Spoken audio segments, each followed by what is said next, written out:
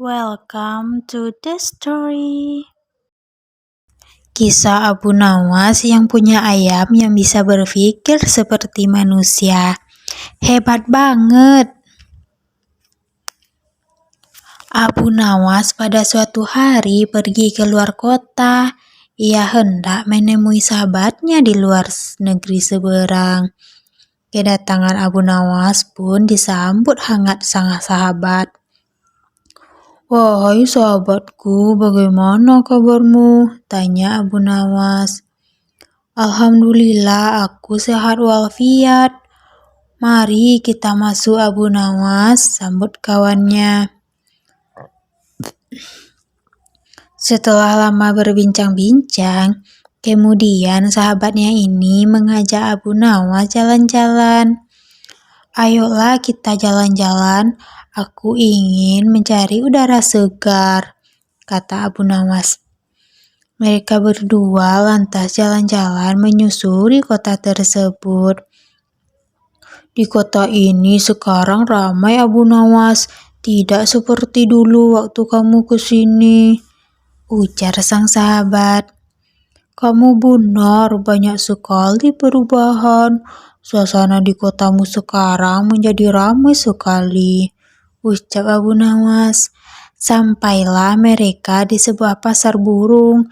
Di sana Abu Nawas melihat ada seekor burung dijual dengan harga yang cukup mahal. Dalam hati dia berkata, "Beruntung sekali penjualnya, burung sekecil itu bisa laku dengan harga mahal."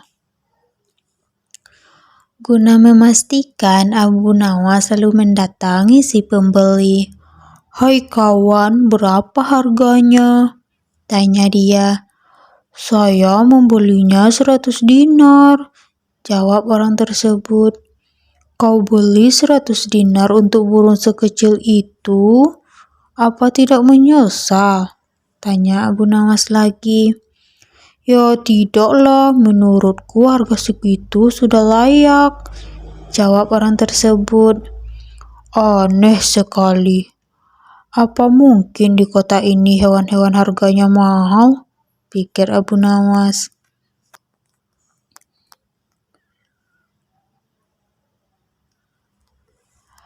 Setelah selesai berjalan-jalan, Abu Nawas pamit pulang kepada sahabatnya.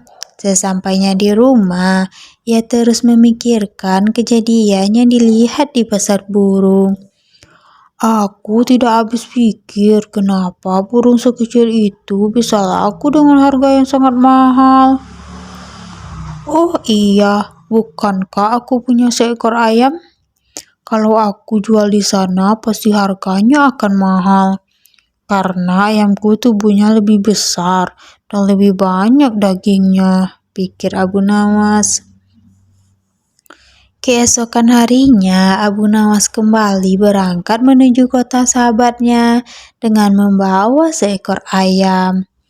Kali ini ia tidak mampir ke rumah sang sahabat, melainkan langsung menuju pasar hewan.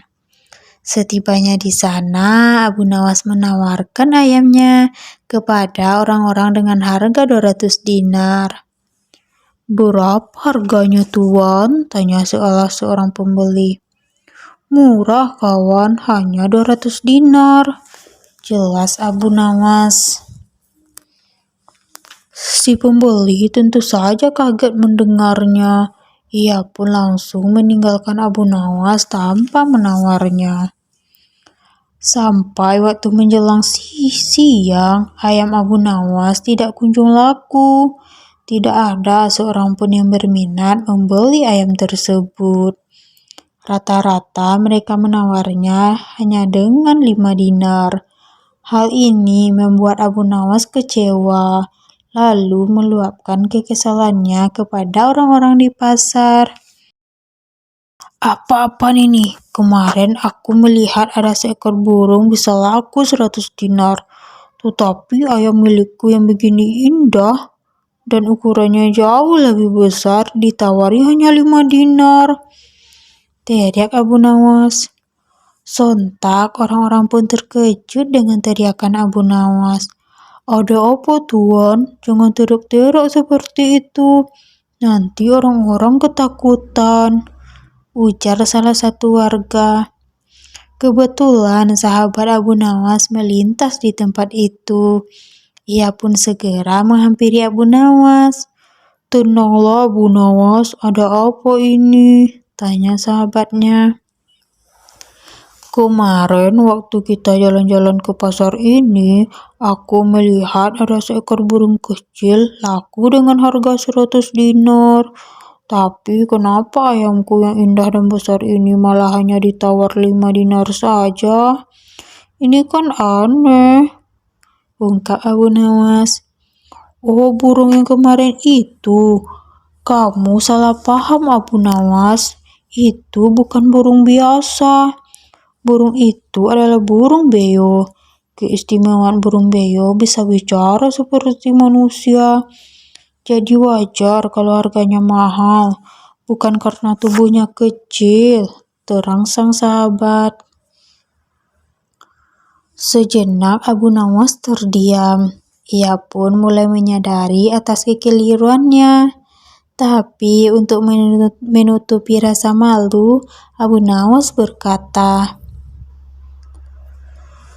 "Kalau burung itu bisa bicara, ayamku ini malah bisa berpikir," kata Abu Nawas. "Berpikir? Maksudnya bisa berpikir seperti manusia?" tanya sahabatnya penasaran. "Benar sekali, dia tahu mana ayam betina dan jantan. Buktinya dia tidak mau mengawini ayam jantan," ucap Abu Nawas. Mendengar hal itu, orang-orang yang ada di pasar seketika tertawa terpingkal-pingkal. Allahu a'lam bishawab. Pakai dukun palsu, Abu Nawas bikin Abu Jahal lunasi hutang. Bermodal dukun palsu, Abu Nawas berhasil bikin Abu Jahal melunasi hutang-hutangnya. Ceritanya dimulai ketika Abu Jahal yang terkenal sangat pelit datang ke rumah Abu Nawas. Dia kemudian mengungkapkan maksud kedatangannya, ingin meminjam uang sebanyak 100 dinar. Abu Nawas pun kaget mendengarnya. "Dari mana aku dapat uang sebanyak itu?" ujar Abu Nawas. "Ayolah, aku yakin kamu pasti ada. Pinjamlah, bulan depan aku lunasi," ucap Abu Jahal merengek. Awalnya Abu Nawas enggan mengabulkan permintaan Abu Jahal. Tapi karena didesak terus-menerus, akhirnya tidak kuasa menolak. "Tapi janji hanya sebulan ya," kata Abu Nawas mewanti-wanti. "Iya, aku janji Abu Nawas. Bulan depan ketika kebunku sudah panen, pasti akan aku kembalikan," ujar Abu Jahal coba merayu meyakinkan. Setelah sebulan lamanya, Abu Jahal tidak kunjung mengembalikan uang Abu Nawas. Padahal saat itu kebun miliknya sudah panen dan hasilnya melimpah. "Payah Abu Jahal, dia tidak menepati janjinya," batin Abu Nawas. Dikarenakan sedang sangat membutuhkan uang, Abu Nawas terpaksa mendatangi rumah Abu Jahal untuk menagih hutang. "Mana janjimu Abu Jahal? Katanya dalam sebulan kau akan mengembalikan uangku," kata Abu Nawas. Abu Jahal pun menjawab bahwa dirinya belum bisa membayar hutang. Dia beralasan uang hasil panen kemarin sudah habis untuk mengobati saudaranya yang sedang sakit. "Jangan khawatir Abu Nawas, bulan depan pasti akan aku bayar," ujar Abu Jahal. Abu Nawas tentu sangat kecewa. Dia akhirnya pulang tanpa membawa uang. Beberapa hari kemudian, Abu Nawas mendengar kabar Abu Jahal sering mengajak kawan-kawannya pesta pora di rumahnya. Mendengar hal itu, Abu Nawas pun menjadi emosi. Kurang ajar, katanya uangnya sudah habis, tapi malah sering bikin pesta, gerutu Abu Nawas. Untuk menagihnya kembali itu tidak mungkin. Abu Jahal pasti tidak akan membayar utangnya dengan beribu macam alasan. Akhirnya terbesit di benak Abu Nawas suatu ide untuk mengerjai Abu Jahal. Esok harinya pergilah Abu Nawas menemui sahabatnya yang ada di kampung seberang. Ia pun mulai mengatur siasat dan meminta bantuan sahabatnya itu. Setelah siasatnya sudah diatur dengan matang, maka Abu Nawas segera mendatangi rumah Abu Jahal. "Kenapa kemari Abu Nawas? Kan sudah kubilang mengembalikan uangnya bulan depan," kata Abu Jahal. "Kamu jangan salah paham Abu Jahal, aku kesini bukan mau menagih hutang, tapi ingin mengajakmu menemui orang pintar," balas Abu Nawas. "Menemui orang pintar untuk apa?" tanya Abu Jahal penasaran.